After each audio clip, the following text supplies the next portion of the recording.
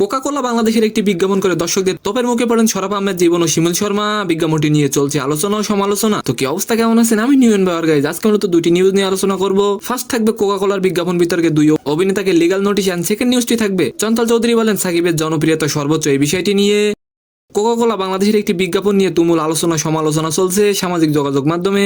এই বিজ্ঞাপনটিতে মডেল হিসেবে কাজ করেন অভিনেতা শরাফ আহমেদ জীবন ও শিমুল শর্মা। বিজ্ঞাপনটি প্রকাশের পর থেকেই তোপের মুখে পড়েন এই দুই অভিনেতা। আর এবার এই দুইজনের নামে পাঠানো হলো লিগ্যাল নোটিশ। নোটিশটি পাঠিয়েছেন ময়মনসিংহের আইনজীবী এম আহসানুদ্দিন। নোটিশে আইনজীবী বলেছেন কোকা-কোলা বিতর্কিত বিজ্ঞাপনে অংশ নেওয়া দুই অভিনেতা বাংলাদেশের সাধারণ জনগণের অনুভূতিতে আঘাত দিয়েছে, সেই সঙ্গে আর্থিকভাবে লাভবান হয়ে মানবতা বিরোধীদের পক্ষ নিয়েছেন। আর এবার আলোচনা করব সাকিবের প্রশংসা করলেন চঞ্চল চৌধুরী এই বিষয়টি নিয়ে। রায়হান রাফি পরিচালিত তুফান সিনেমাটি মুক্তি উপলক্ষে রাজধানীর একটি হোটেলে সংবাদ সম্মেলন অনুষ্ঠিত হয়, যেখানে চঞ্চল চৌধুরী বলেন সাকিব আসলে বাংলা সিনেমার জন্য একজন ডেডিকেটেড পারসন। সাকিবের জনপ্রিয়তা সর্বোচ্চ। এটাকে যদি ঠিকঠাক কাজে লাগানো যায় তাহলে বাংলা সিনেমা পরিবর্তন হয়ে যাবে। তো সম্মানিত দর্শক, আজকের ভিডিওটি কেমন লাগলো অবশ্যই কমেন্ট বক্সে জানাবেন। আর ভিডিওটি যদি ভালো লাগে অবশ্যই একটি লাইক দিয়ে আমাদের চ্যানেলটিকে সাবস্ক্রাইব করে দিবেন। ধন্যবাদ।